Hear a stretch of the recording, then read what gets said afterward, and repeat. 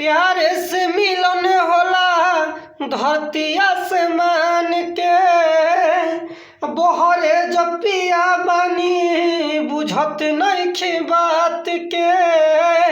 हो प्यारे से मिलन होला धरती आसमान के, बहरे जब पिया बानी बुझत नइखे बात के। भावे न दाल बिना भात के, भातार बिना रात के, तब बोलो करी सखी का सिंगार बिना बात के। तब बोलो ए सखी करी का सिंगार बिना बात के।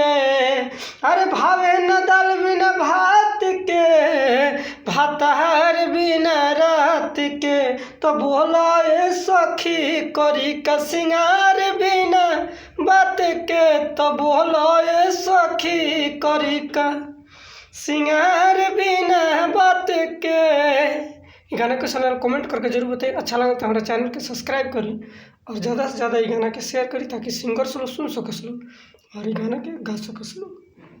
अब हम अंतरा सुनाओ तनी कैसा लगा कमेंट करके जरूर बताइए। निरखेला ना रहिया सैया कब ले आई है, कोरावा में कहिया हमके झुलवा झुलई है।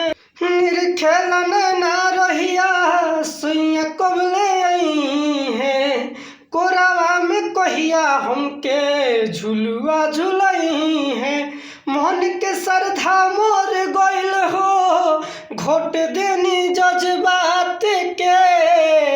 भावे न दाल बिना भात के, भातार बिना रात के, तो बोलो ए सखी करी का सिंगार बिना बात के। तो बोलो ए सखी करी का सिंगार बिना बात के। हो प्यारे से मिलन होला धरती आसमान के, बहरे जब पिया बानी बुझत नइखे बात के।